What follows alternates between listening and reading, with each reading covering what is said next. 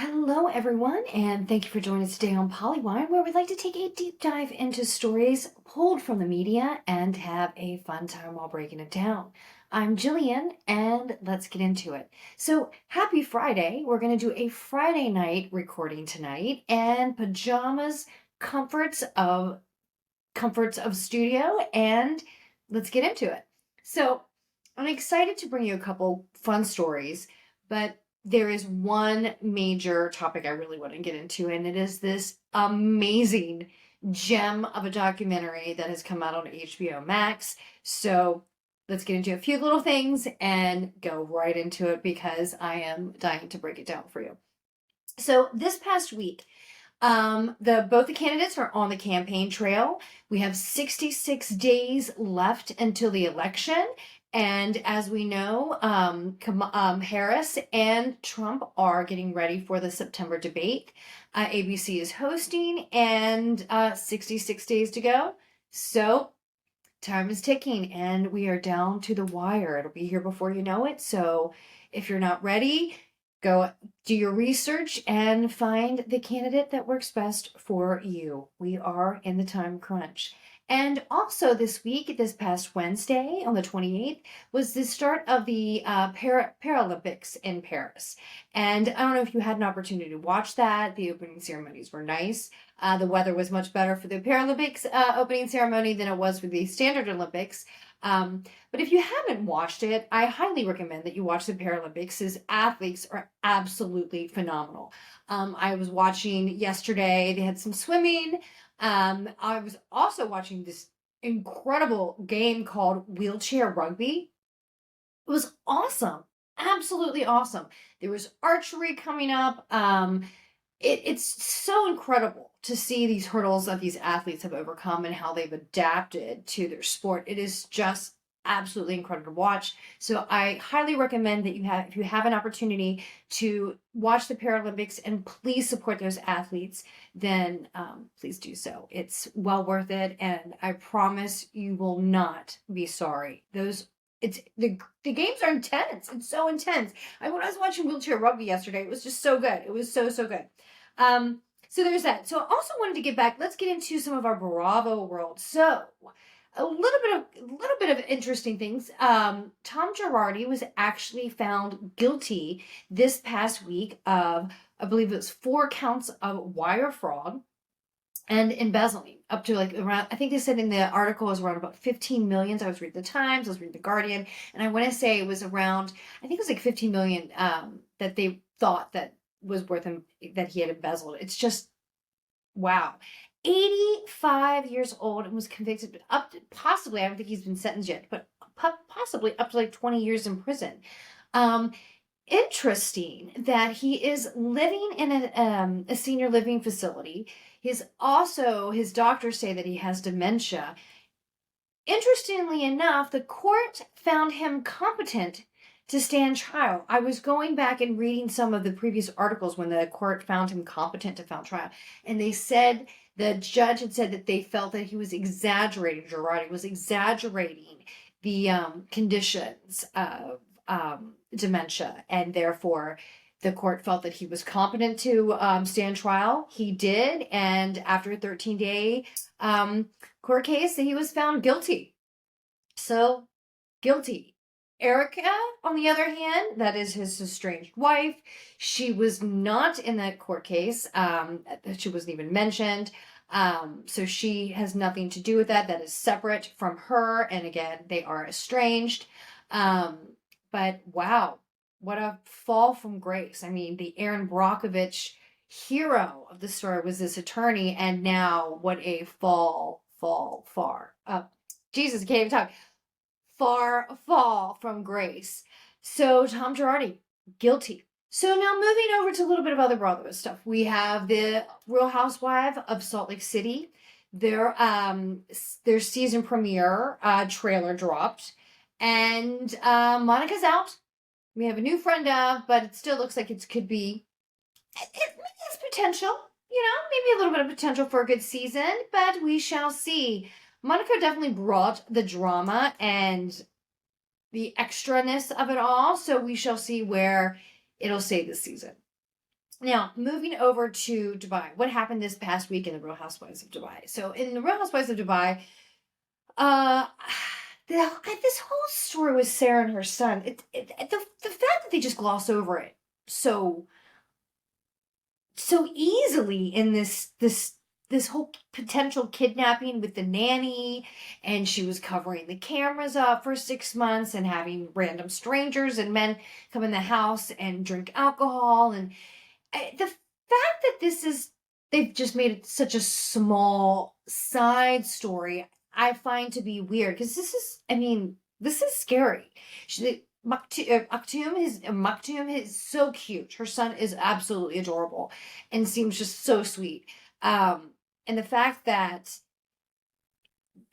I don't know, it's weird. They're just kind of glossing over this potentially really big, scary story that he could have been kidnapped, and you know, they're just kind of breezing it up to, yeah, he almost got kidnapped, and here we go, and here we are, and that's it. That's all you're giving me. I don't know, Bravo. Something, there's too many holes in the story, and I need those to be filled in a little bit, please.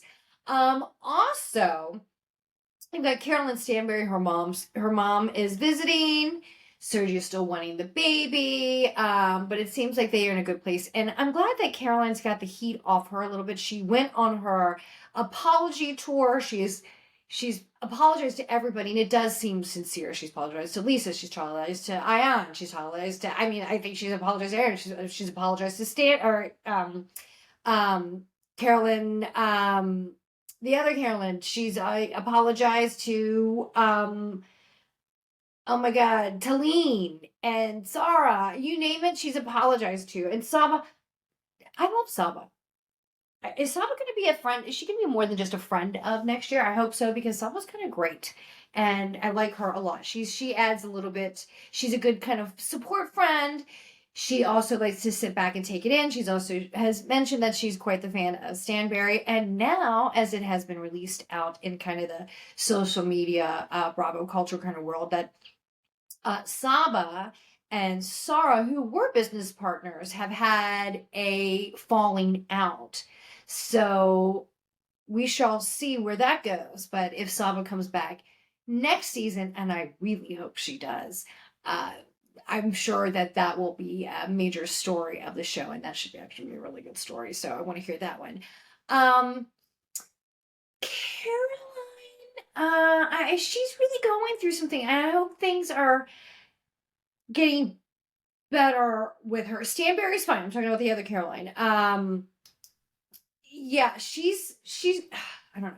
I hope she has a better season. Talene, I actually really like Talene, and I think she is been really good for this season. She's added a little bit of drama. She's added the flair. Her and Roth, they seem to be a solid couple.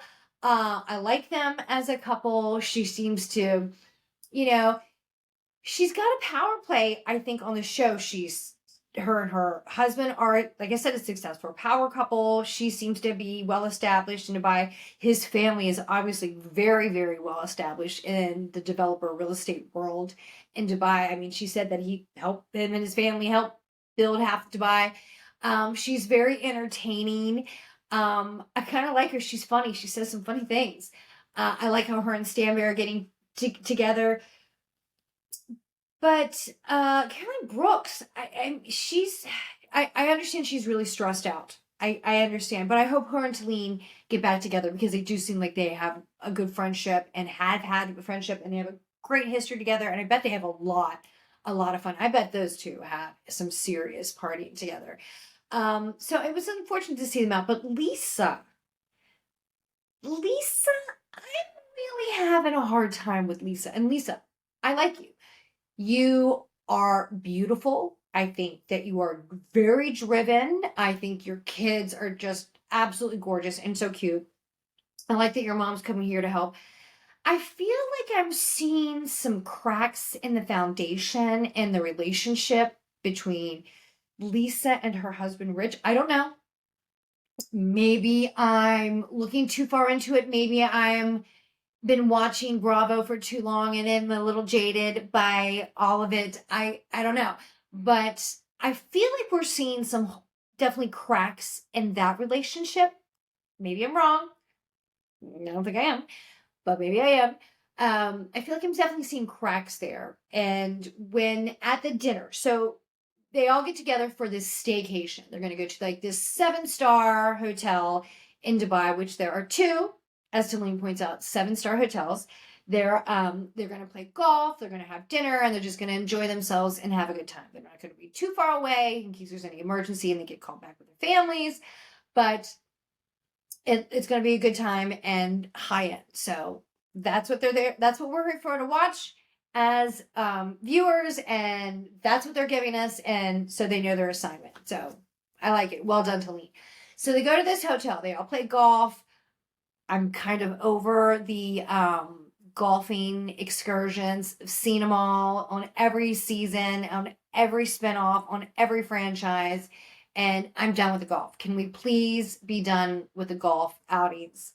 If you like golf, great. Not really my sport. I feel like it's too slow, takes too long. So it kind of, I don't know. I don't feel like it works well on the housewives. Yes, I understand it's kind of a fancier kind of activity. I find it boring, and I think it doesn't really kind of play out well, I think, on the housewives. It's just kind of slow, and it makes that scene and whole segment kind of slow. So there's that.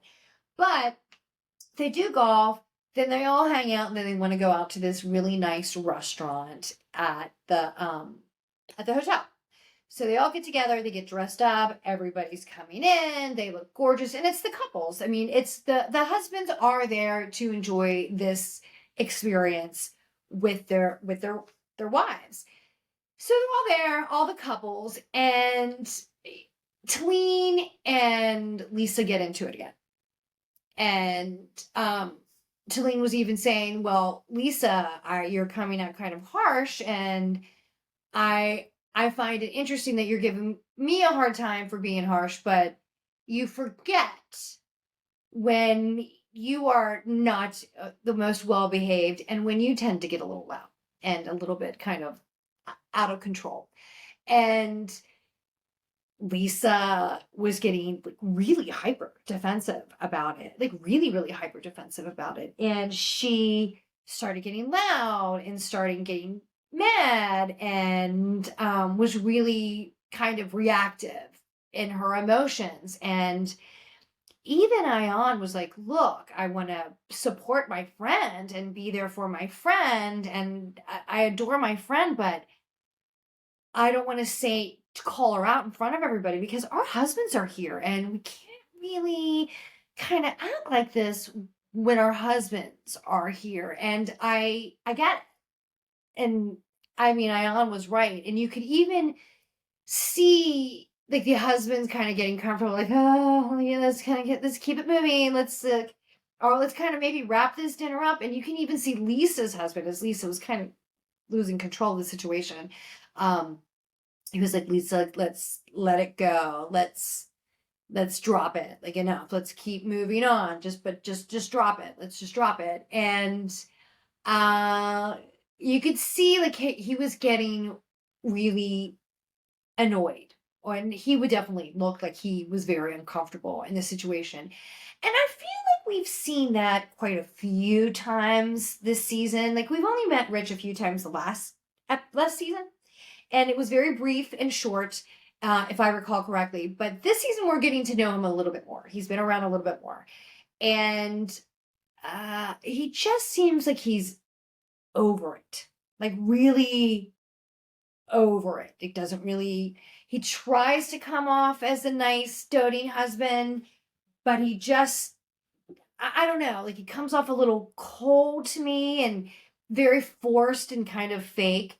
Like he wants to be nice in front of the camera, but you can know he does not want to be there. He just wants to look like the doting husband and then scurry away.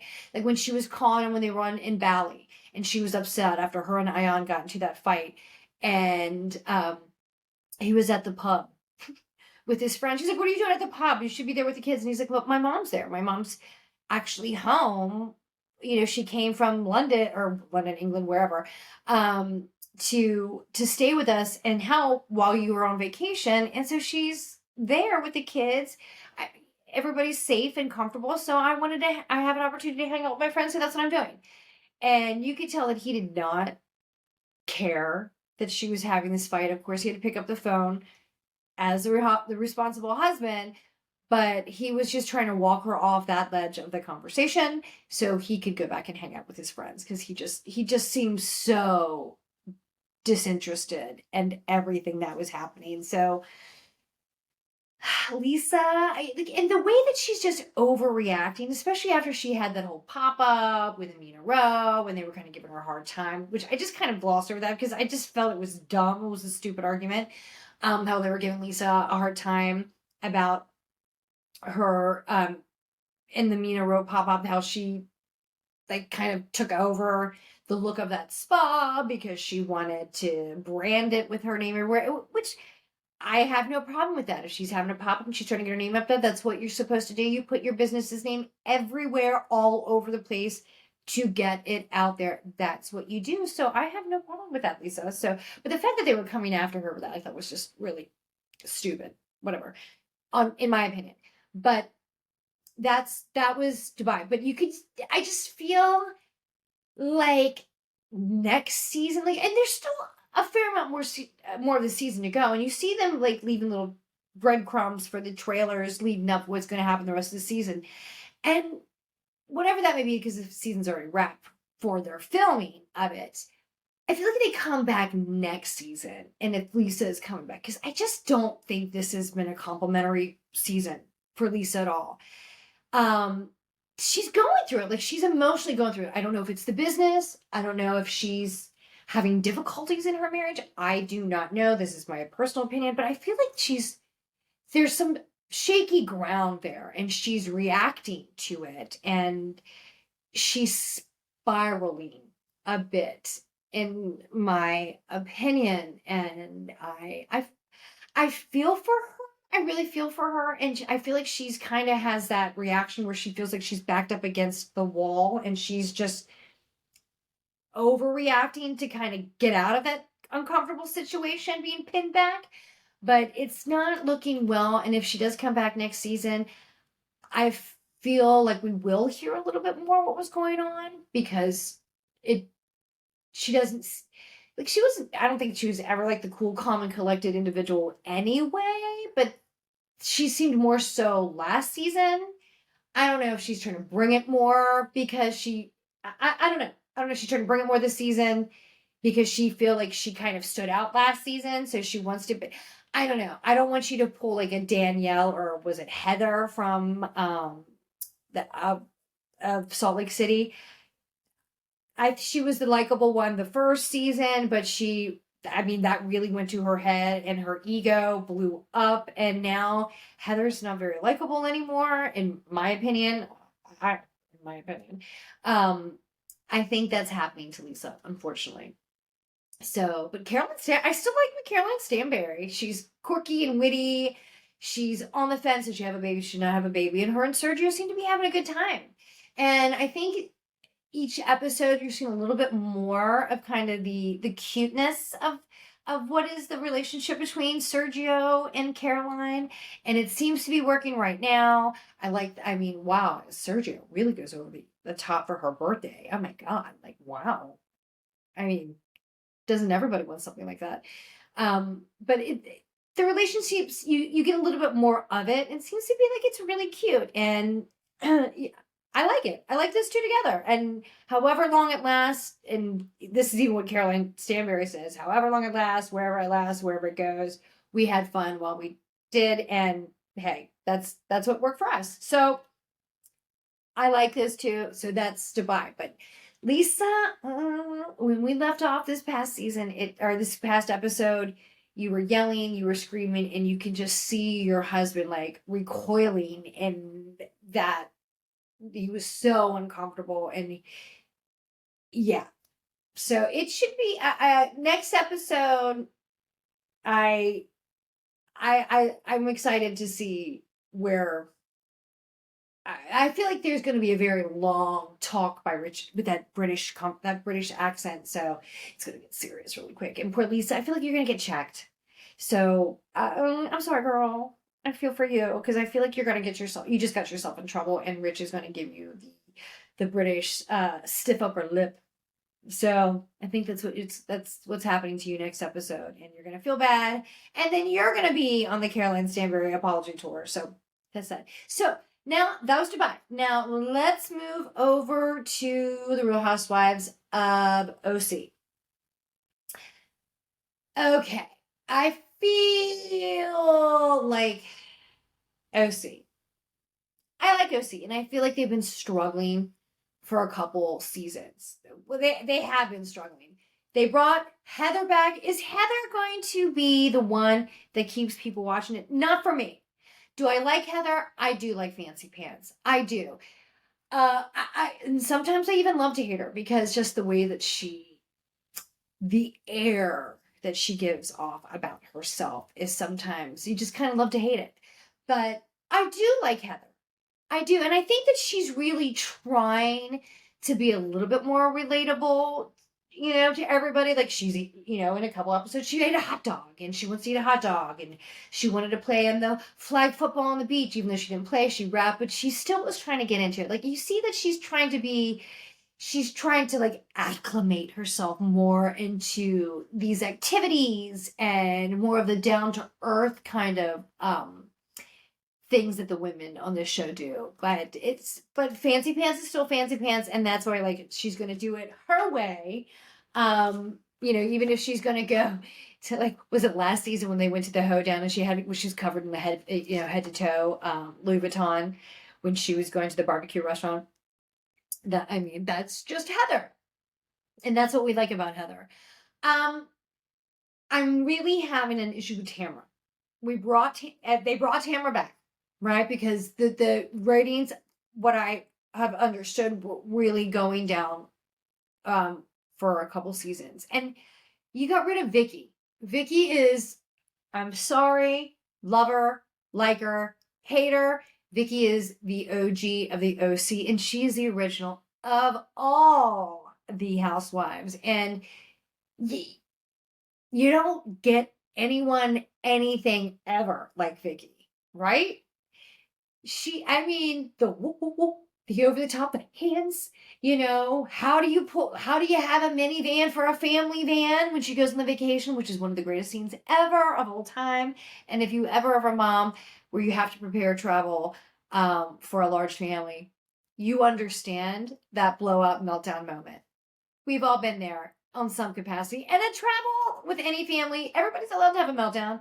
Even though she had the meltdown before she even left the driveway, sometimes those things happen, So still one of the greatest scenes ever.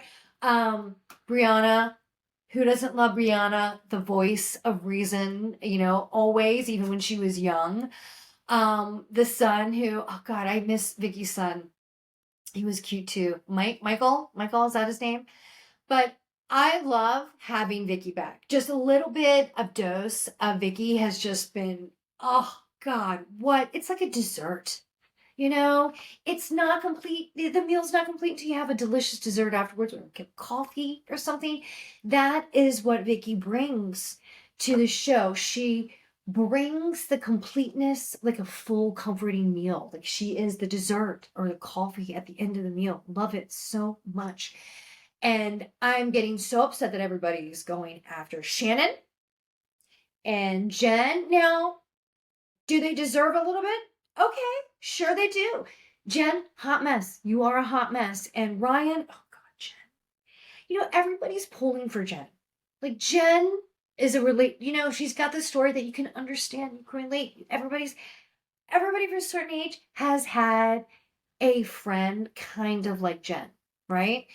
A little naive, but super, super sweet. And at some point in their life, there was a point of lost, right? Well, like Jen wanted to find love. She was obviously having a difficult time with her marriage that she had with all of her children. She hit a rut.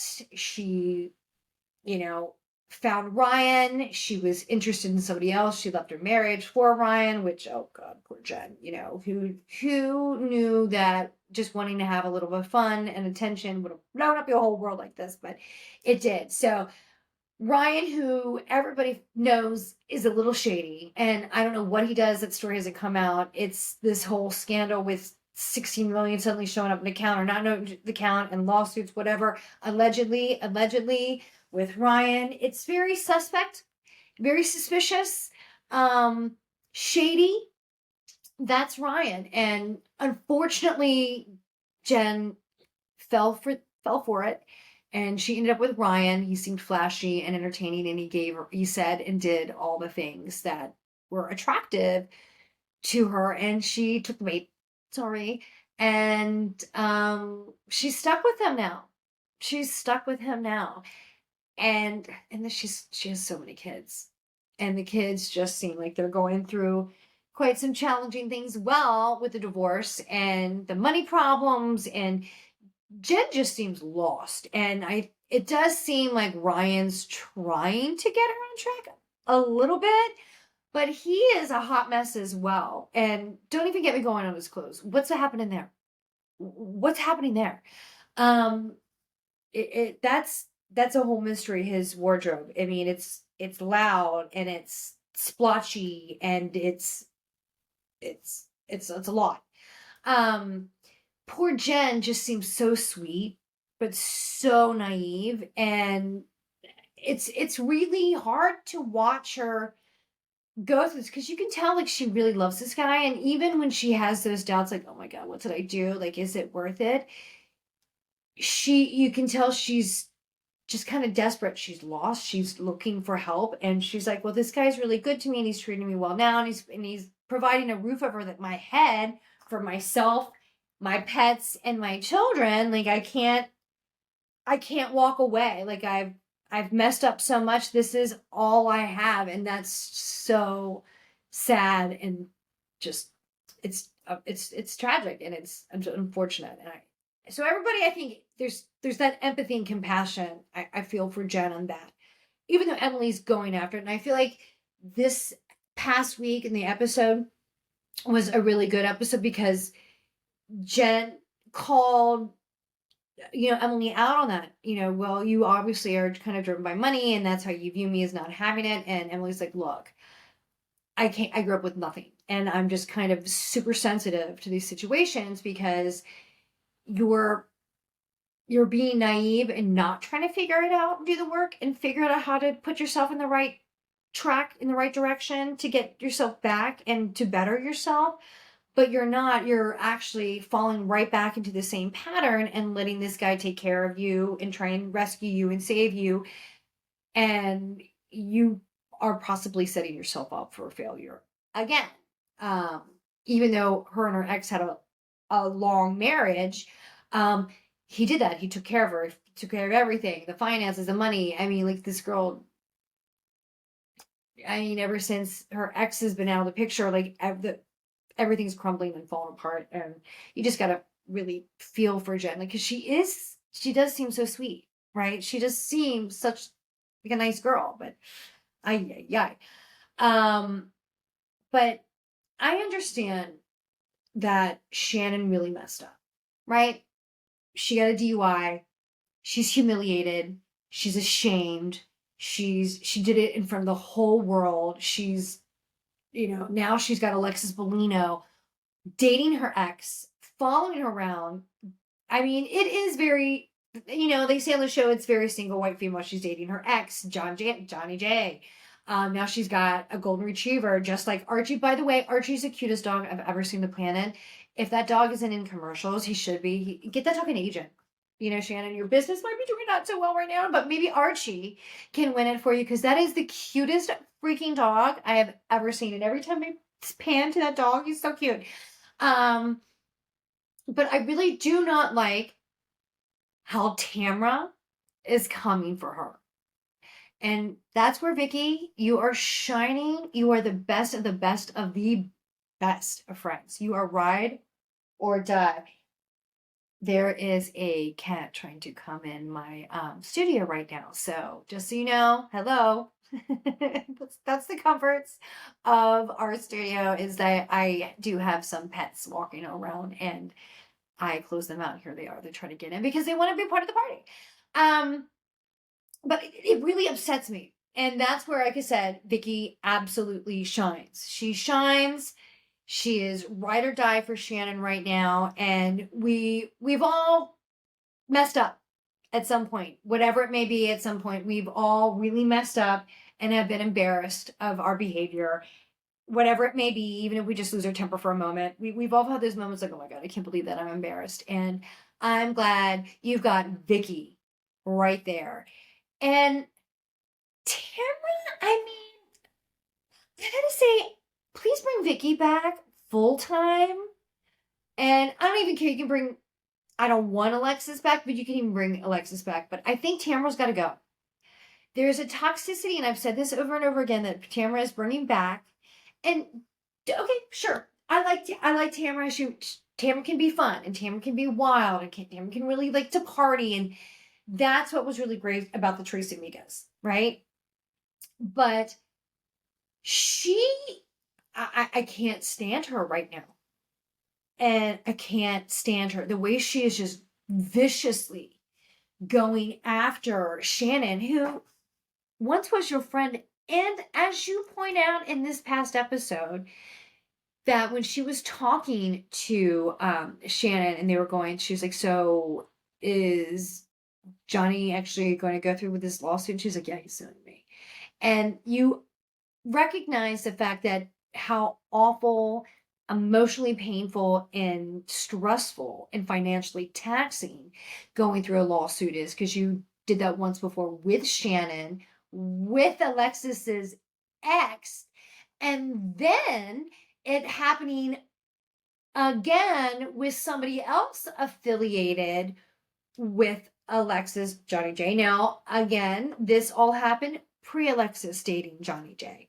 And Alexis claimed that when Alexis's ex Jim sued Tamara and Shannon for the defamation lawsuit years ago, she was already, I think, separated, or the divorce had been filed for away from Jim, so she was not attached to that or to this one with Johnny. But the fact that she is still in that kind of universe, in the sphere of both of those lawsuits, is just, it's got to be so awful. And I really feel for Shannon. And the fact that you recognize that, Tamara, and you're still going after her, just is, I think, disgusting and despicable. And and then for you to be like, I do care, and let me just tell you, I'm there for you.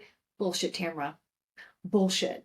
You have, when you were saying that, I've been there, I know you, Shannon, I know everything about you, I know everything from the stuff with David, and I was on the phone with you every day when you were going through some of the worst times of your life. Like, I know you, like I know you. So for you to tell me these things, it's not true, and I don't believe you, and just being mean and spiteful and vengeful, and I don't like it. And I feel like you were just like downloading all the shit that she was saying, even if she was tipsy. That I feel like that's a safe zone that you should never breach that trust. If you have a friend that's going through it and they're on the phone with you and they're having a couple glasses of wine and they're telling you and they're getting a little slurry, and that's okay because they're going through it and they're just talking and letting it out. But that's as a friend. That's okay. You get it. I don't care. You need a therapist. That's what I'm there for at that time. You can enjoy your wine. You get a little slurry. We're going to talk about it. And that is your release for the day, and we're going to move on. It stays in the safety vault. It's in the circle of trust, right?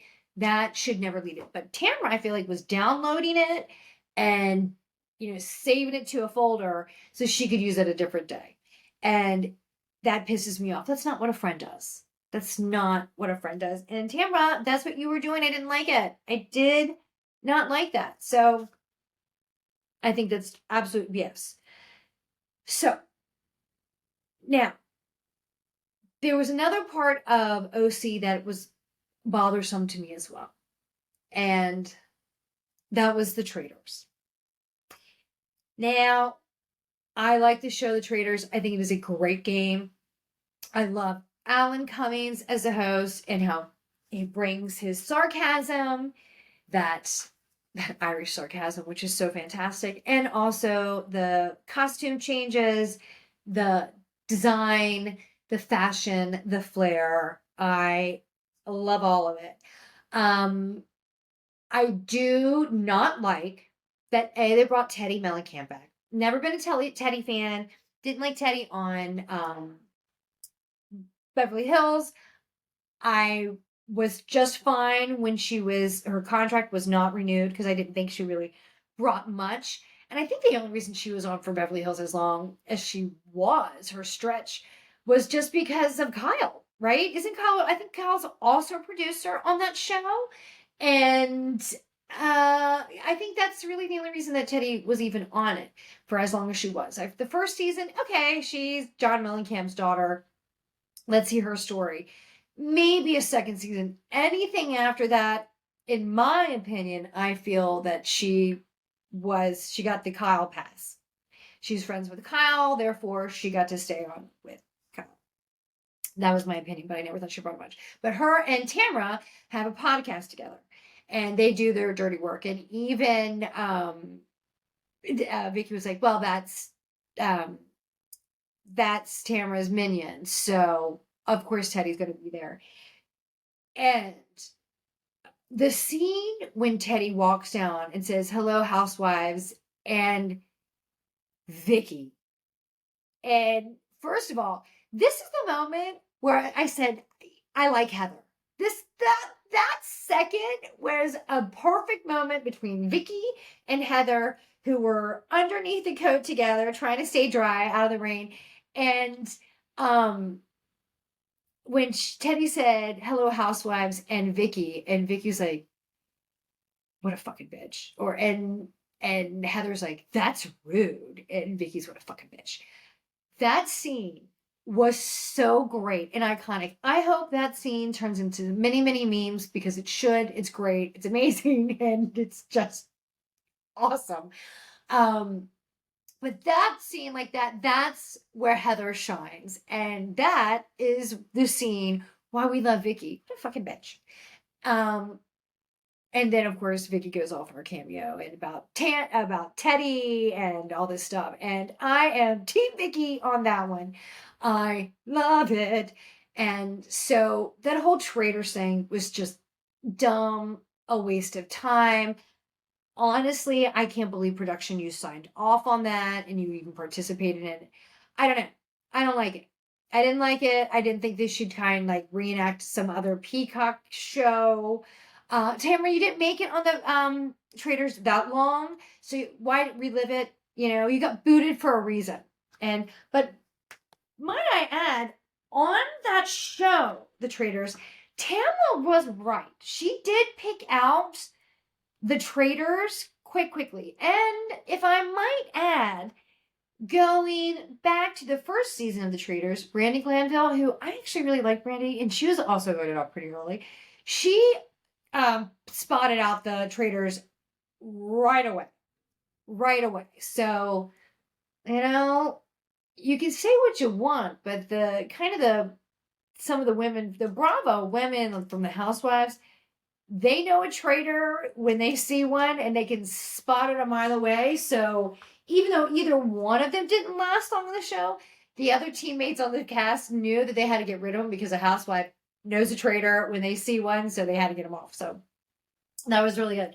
But I couldn't stand the whole traitors thing on the Real Housewife of OC. Although it was a little entertaining, I can't stand Teddy. I thought she was when she said when Tamara said I thought Teddy would be a good host. He kind of reminds me of Alan Cummings-esque. Boy, you were way wrong on that one, and she did a terrible job. So epic fail for you, Teddy, and the traitors. And can we not have any more Teddy time, please.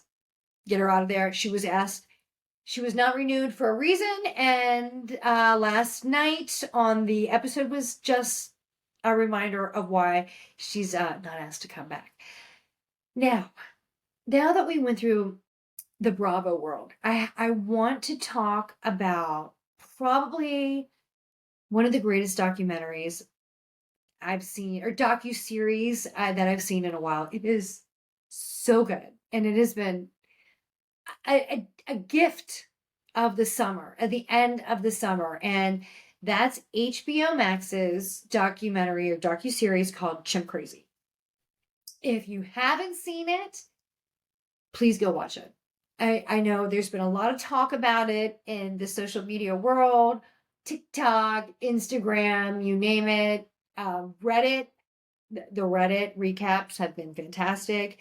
If you haven't seen those or read those, please go YouTube, you name it. There's been recaps on it, but it is so freaking good. So, episode 1, you meet the very, very vibrant and entertaining and one of a kind character, Tanya Haddix.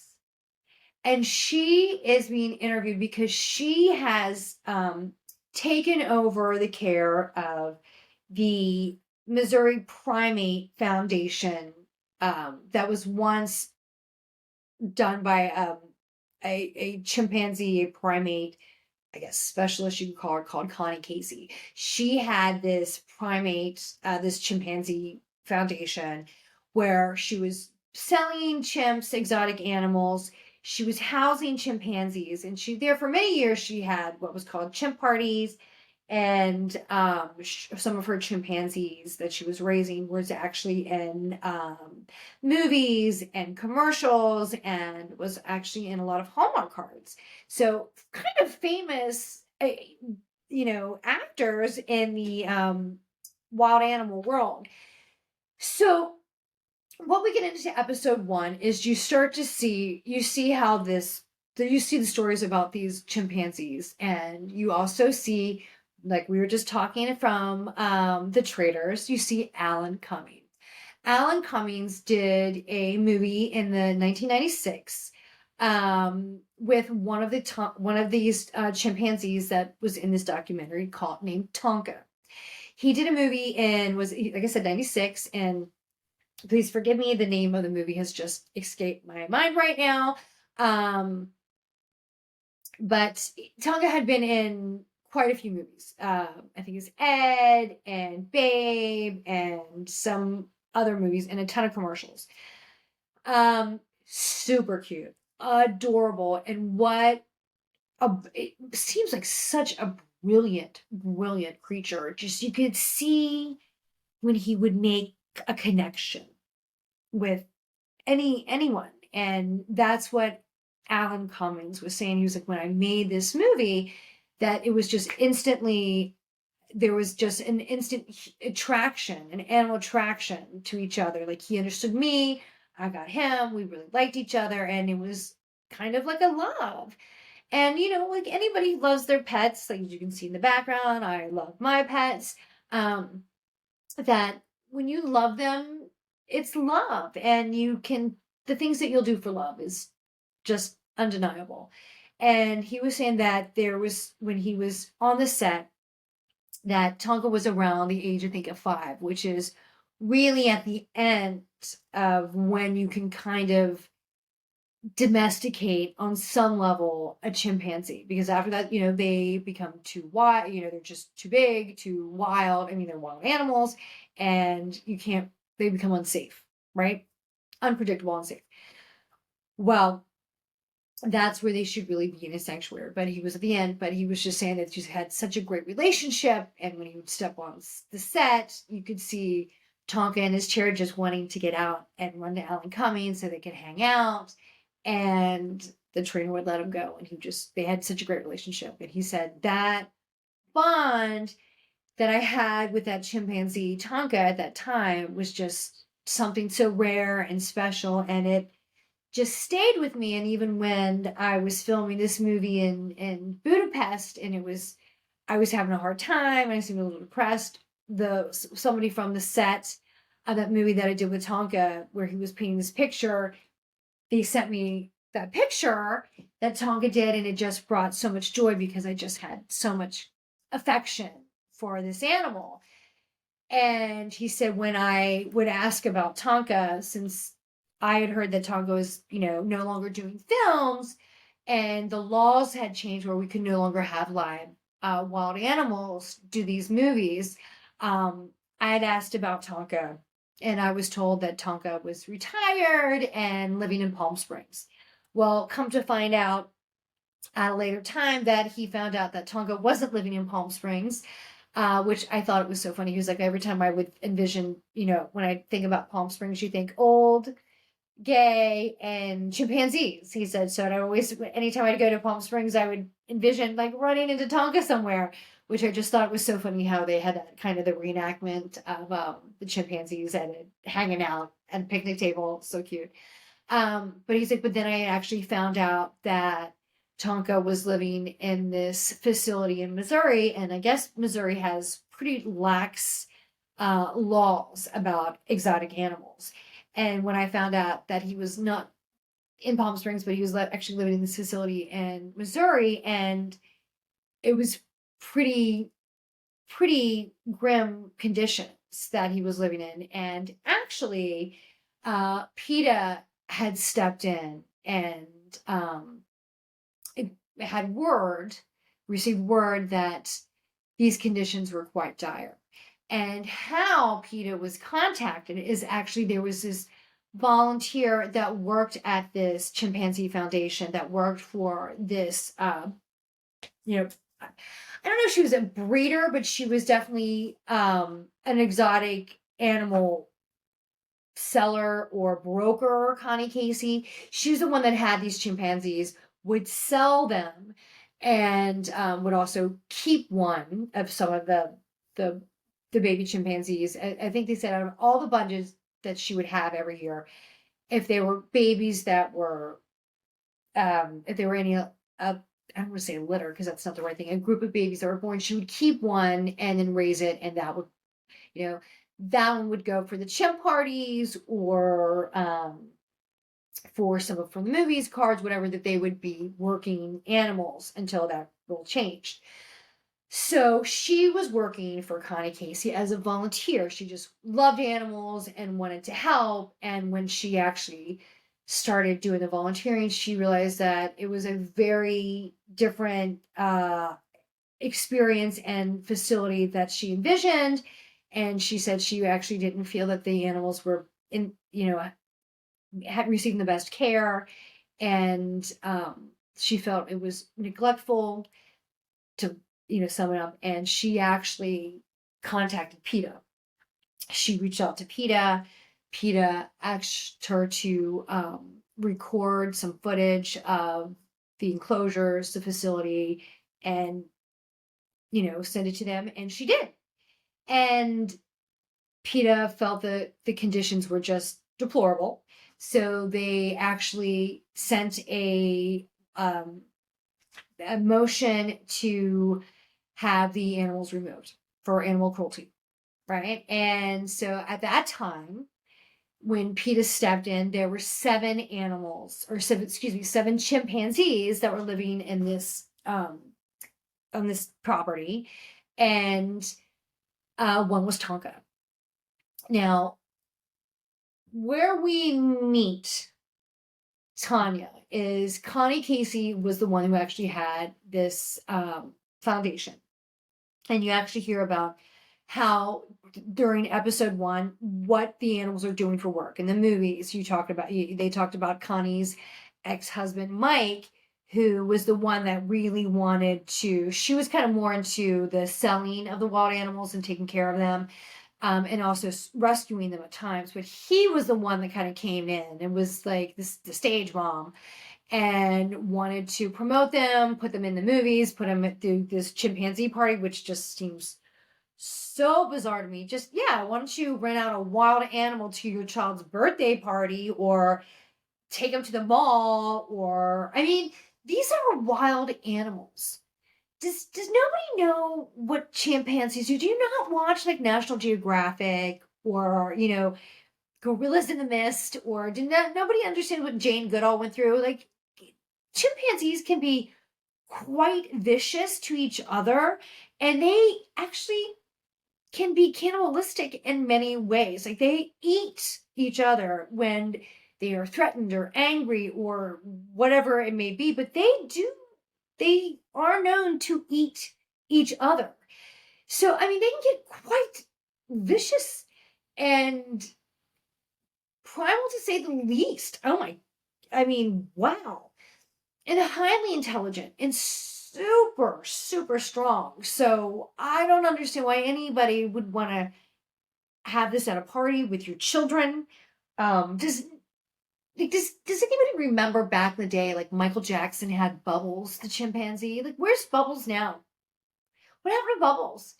And I even then, because I was pretty young, I'm like, does nobody, that seems so weird to me that Michael Jackson's like showing up on the red carpet with a chimpanzee in like the same, like, bedazzled, sequenced, military-esque jacket that matches Michael Jackson. It was so weird to me. Like, I just remember, like, Bubbles seemed really agitated a lot of times, like out of control. Like, I, it was weird. It was weird. But, I feel like, after watching this documentary, like, I feel like there should be like a VH1 special. Like, where is Bubbles now? Like, where are they now? Where's Bubbles? But anyway, so they were showing how he was the husband. Mike was I don't know where he is now, but he was the kind of like I said, the stage mom, and was really making the machine behind the entertainment business, how you could rent these chimpanzees out and for the parties and the entertainment and the movies and the commercials and all that stuff. But as you can see in some of the videos, like, he definitely had some pretty extreme scarring around his nose and stuff like that. Well, you hear that they had this one chimpanzee named Bo that was a little, you know, a little skittish. Not everybody felt safe around this one. He was unpredictable, right? But he went in. This guy Mike went into Bo's cage once, and for no reason, unprovoked, other than he was probably really agitated or being imprisoned in a cage and highly agitated, he went in and immediately bit off his nose, like full nose. He ran out, and they had to go back and like get the nose and retrieve it and have it sewed back on. Yeah. And these were the animals that they were, putting out for parties and stuff like that. Yeah. So, they tell about how you can no longer, at a certain age, these are wild animals. They are hundreds of pounds. They need to be out in the open. How just normal wild animals need to be. You cannot confine and imprison an animal and expect for them to not go nuts. And you see how these animals are, and they need the proper living arrangements. And, and most of these animals have been captive in, their entire life. So they could never go back to, the real habitat of their real and natural environment. They could not survive. So they need to go to a reputable sanctuary. So that's where PETA steps in. Once they receive the video from the volunteer about how awful the conditions are, PETA steps in and files a lawsuit against Connie Casey. Well, I think Tani said about 6 months after the lawsuit was filed from PETA against her, she steps in and she wants to help, and she wants to volunteer her time and money to help these chimpanzees and do better than, and all that. So you see her being interviewed, and at some point during the lawsuit, she said, I actually had Connie sign over the foundation to me, so hopefully that could help wane some of the lawsuit from her. Well, PETA is just like, well, we understand that was, and the PETA attorney, his name is Jared Goodman. And wow, he's quite an interesting character, and just very, very spot on for an attorney. And he's just very, his demeanor is very cut and dry through the whole documentary that we see so far in episode 1 and 2. And perfect, perfect guy for this documentary. And seems like a perfect attorney for PETA. Very serious, very on point, very responsible, and wants to do the right thing, and definitely fighting for the right cause. So he was saying, so we filed a lawsuit, and then Tanya Haddix tried to step in and take ownership of the foundation. And so instead of trying to derail the attorney, because since the one who was the lawsuit was against was no longer the actual owner, that might mess it up. Well, we just included her in the lawsuit, so we tied her in. So you see Tanya, who is, if you cannot make up characters like Tanya. And that's why Saturday Night Live, if you haven't done any skits yet on her, I hope you do this week, because I mean, you cannot make up characters like this for a show. She's great. Writers of the world for television, reality TV. This woman is spot on. So you meet Tanya, Tanya is spray tanned to the nines, this synthetic wig, lash extensions, I mean, and just wow, super, super, super strong personality. Wow. She is fantastic.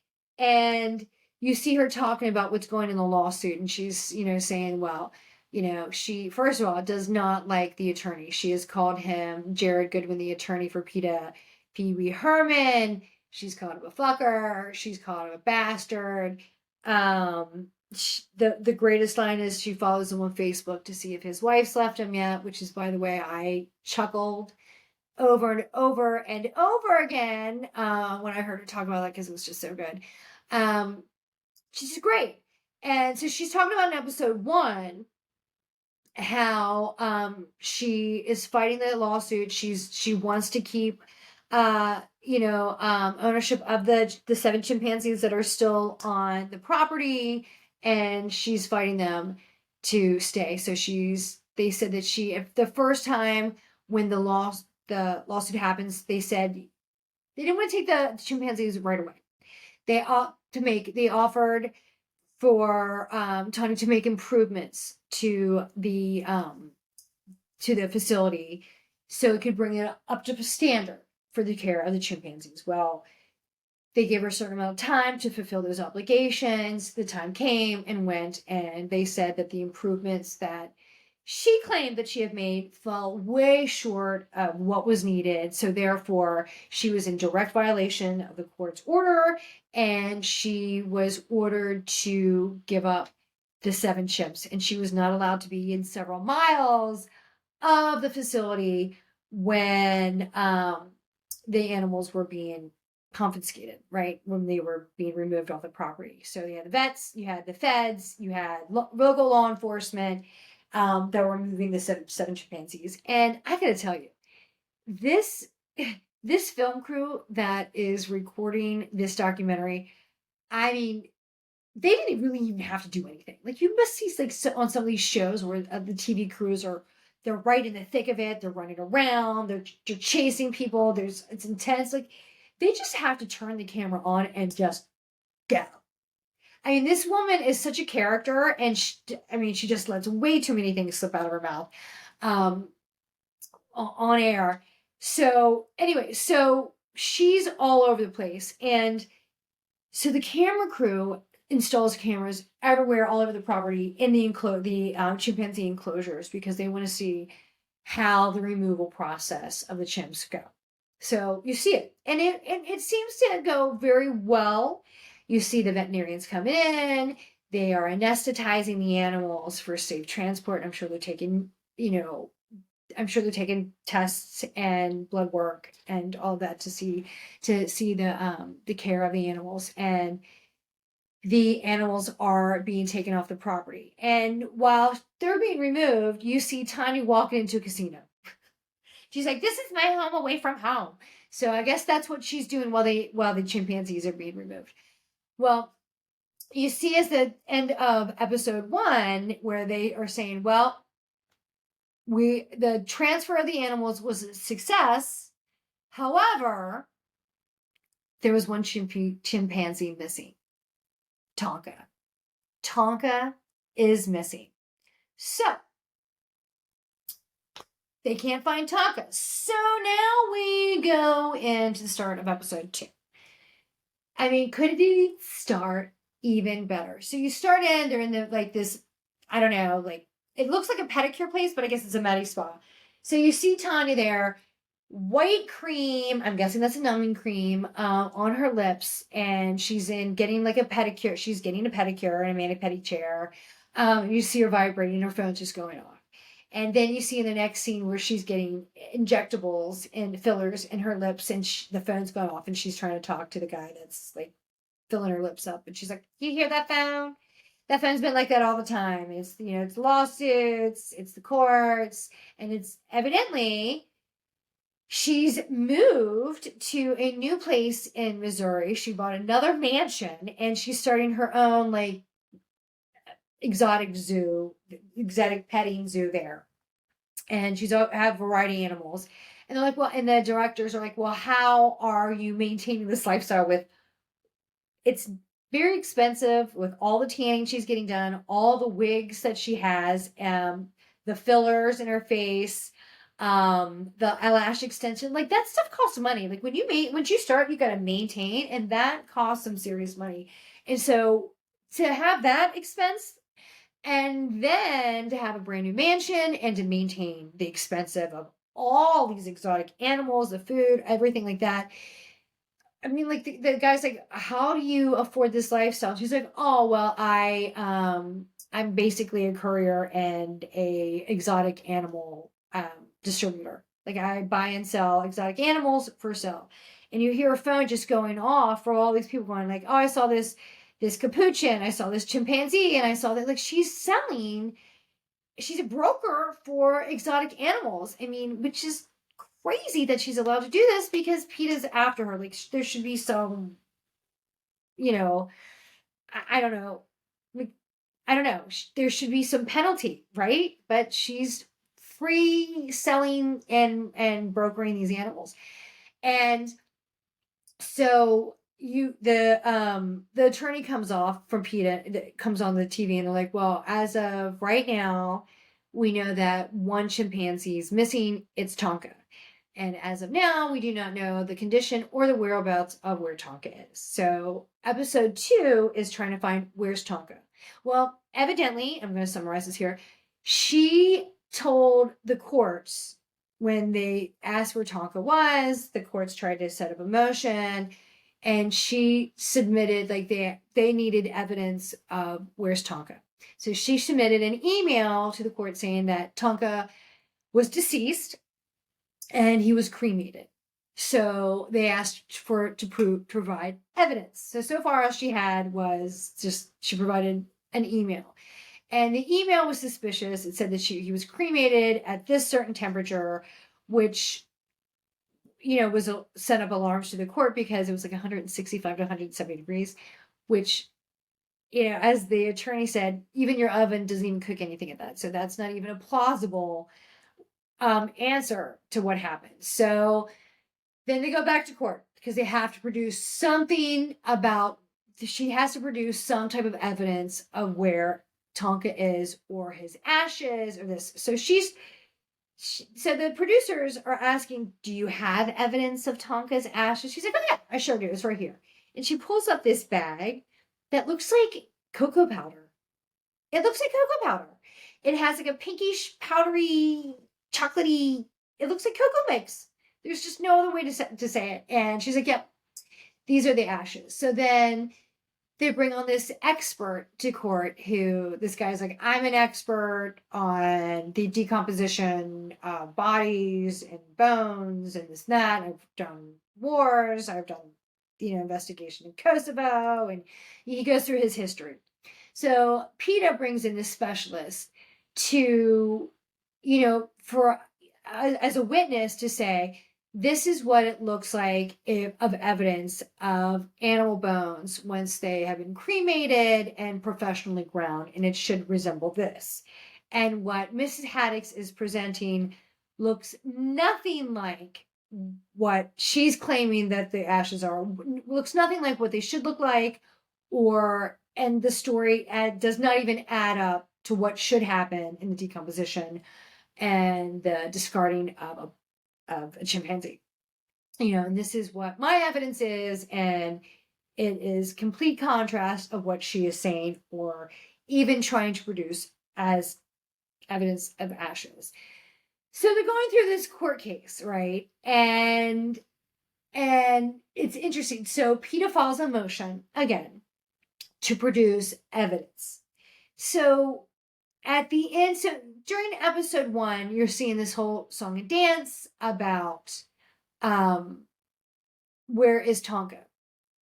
And I want to start, they go into like this 20-minute bit about why it is important to have these chimpanzees in the proper place, like this proper sanctuary, because how dangerous chimpanzees are.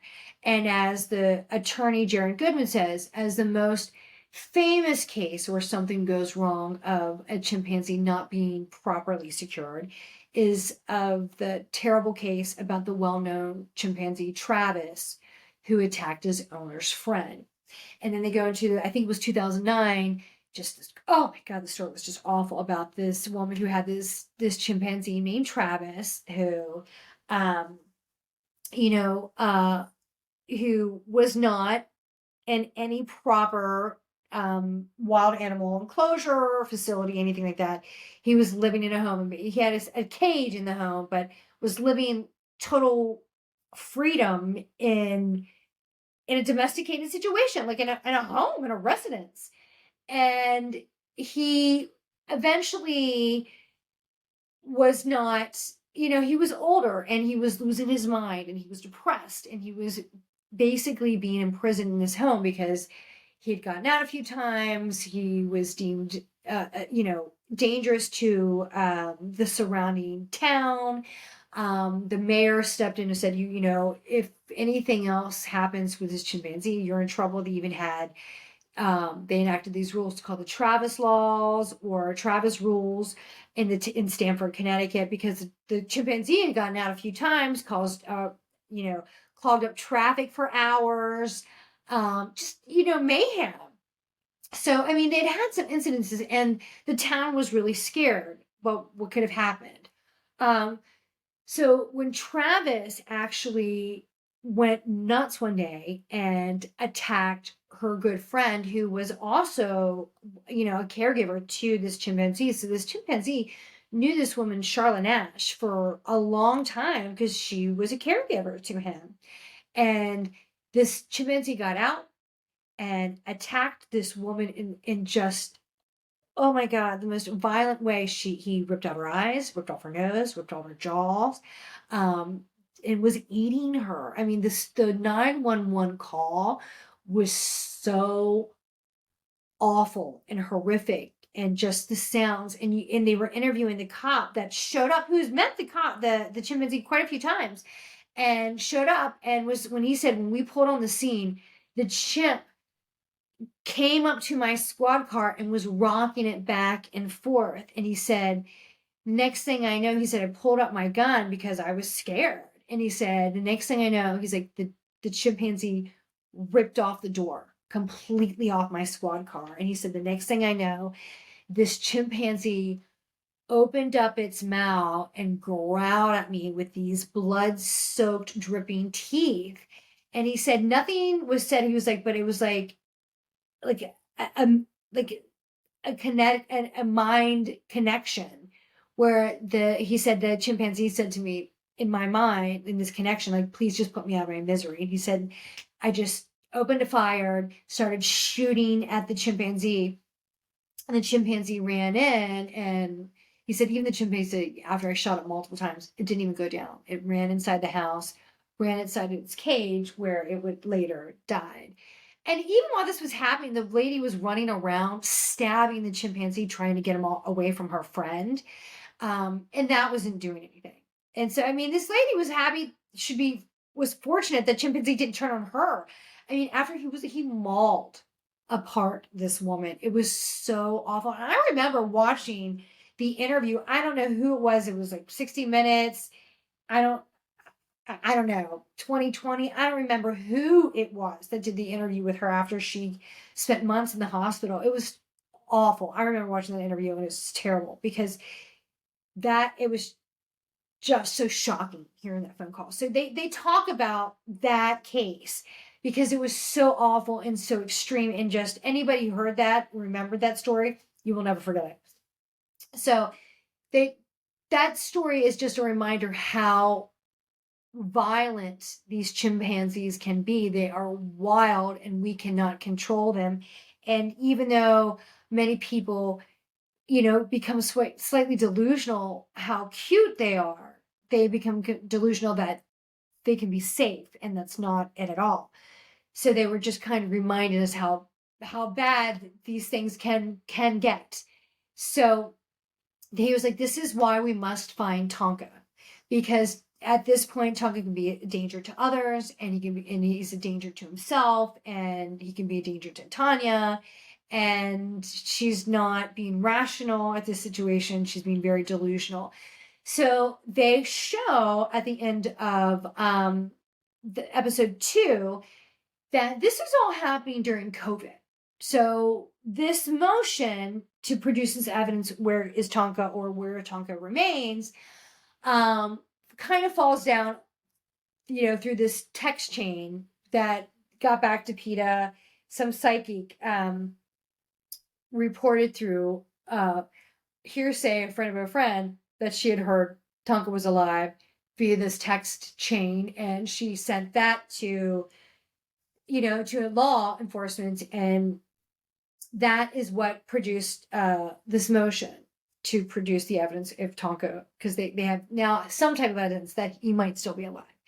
So this is where the court comes in. So during the court case, like I said, it's all on Zoom.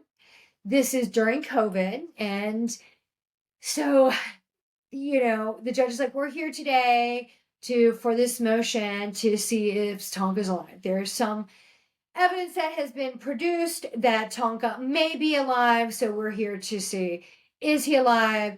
If he's not alive, can you produce that he's in fact deceased? So the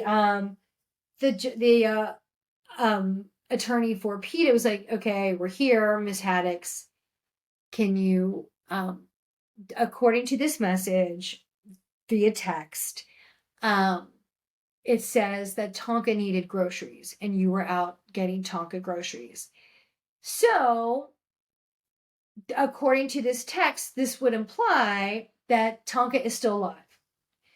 So, is he still alive? And Tanya, by the way, Tanya, quite the character, but this performance was something. So, she goes right into saying, Miss Haddix, is Tonka still alive? And she was like, no, he's not. And she's like, well, can you describe to us what you saw the day that you noticed that Tonka had passed? And she said, well, I went into his cage, and she went into a full emotional breakdown. Just started to, she was cool, calm, and collected. She had moments where she'd get upset when she was talking about how much she cared for the kids, which is what she calls the chimpanzees, because she's made it very clear through episode 1 and 2 that she loves these chimpanzees more than her other children, which I don't know how her children feel about that, and you do not see them or hear from them during the docuseries. So it should be interesting, their thoughts and opinions. But she goes into like full dramatic breakdown. So what happened was, I went into the enclosure, and the lights were off and I turned them on, and when I did, he didn't move, and I started screaming, Tonky B is what I call him, like, and she was like, like full breakdown, trying to catch her breath, and of course, this is all happening via Zoom, and sections of the different courtrooms, like in one frame, the attorney for Pete is freezing up, and another frame, another attorney's freezing up, and another court clerk is like freezing up. So, it's all those things that were happening when we were all doing our Zoom calls on during COVID. So it's just a kind of a hot mess. And she is in full breakdown. And there was this one scene that was just hilarious. And she said, the judge comes on. She was like, okay, we're going to take a moment. The court's going to take a break. So Ms. Haddock, you can compose yourself, since you're very emotional right now. And the court will take a break. And as soon as the camera clicks off, she immediately snaps right out of her extreme breakdown, because she's going, and the judge says, we're going to take a break, and she goes, that guy's a fucking bastard.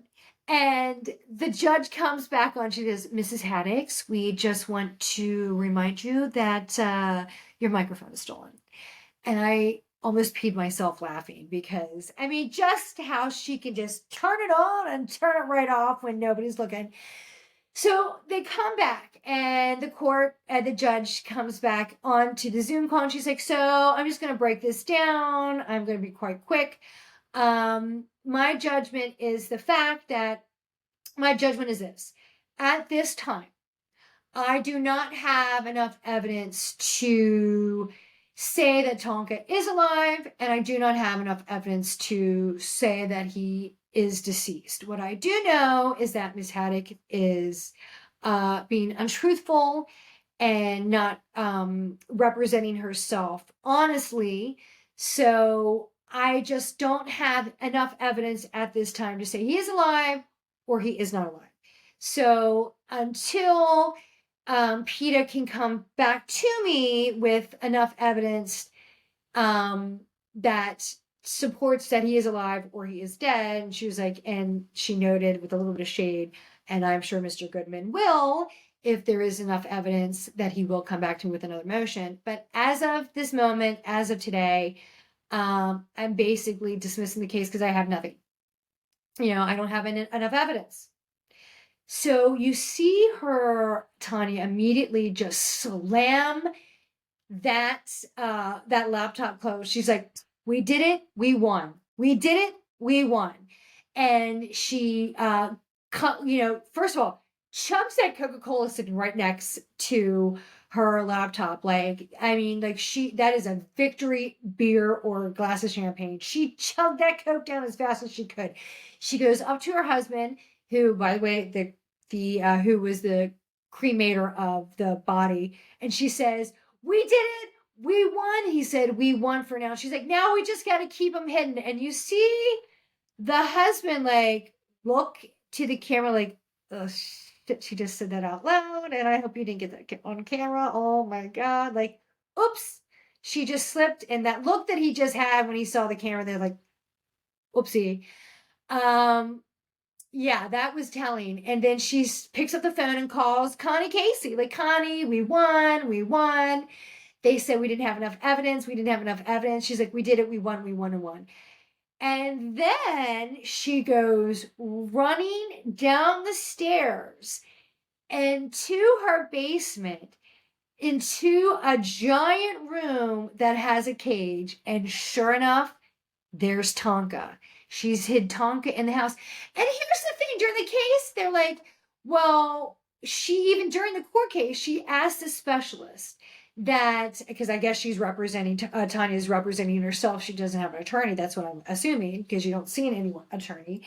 And she asked questions to the specialist, like, did PETA ask you to go to the site where the chimpanzee had supposedly cremated so you could inspect it? And he said, no, I did not go to the grounds, and I was not asked to. And she's like, okay, no further questions. Right? I mean, and even the producer, who's doing the documentary, asked the attorney for PETA, like, did you go to Tanya's house and see the chimpanzees there? And they're like, well, no. Well, why would we go to a residence? Because there's obviously not a place where she could house the there's no enclosure there, and it doesn't look like there's an enclosure there for the chimpanzee. So why would we go inspect the house? Because obviously nobody else has had a chimpanzee that lived in their home. Did we not just spend 20 minutes talking about Travis, who lived in the home as a family member and then ate the friend? Hello. So PETA dropped the ball on that one for sure. But yeah, she's been hiding Tonka the whole time and lied to us, lied to the courts, lied to everybody, and she's got the chimpanzee there the whole time. I mean, though, the cat and mouse game and the lies and the drama, and you're seeing her going in and out of the Medi Spa and the casino. I mean, you cannot make up a character like Tanya Haddock. So I am dying, dying to see part 3. I cannot get enough of this documentary. If you haven't seen it, I highly recommend it. If you want to read a little bit more about the highlights, you definitely got to go to the Reddit page. You can go anywhere you want. It's great. It's from the people who brought you Tiger King. And, Tiger King was such a huge hit during COVID. There was a lot out. This was something kind of new and fresh. You hadn't seen a documentary about kind of this. I mean, it really is a subculture. When you had, was it, oh God, the Tiger Joe, the Tiger King. Oh my God. This subculture of these exotic people, that love these exotic animals and keep them and breed them and use them as show. It is such an interesting group of people. I mean, I can't get enough. I'm glad there's organizations like PETA that want to protect these animals. They need it. But my God, fascinating, great, so good. I cannot wait to watch more. I can't wait to bring more to you. I love it so much. But Chimp Crazy, you gotta watch it and enjoy it. So please come back. I can't wait to go through some more episodes with you. Let's catch up on some other hot topics, stories, pop culture, entertainment. Let's go through it all. Thank you so much for being with me on a Friday night, comfortable setting, and enjoy the party. Thank you for joining us on Polywine today. If you want, catch us on Instagram on Polywine Time, and catch us anywhere you get your podcast. Thanks so much and have a great evening. Bye.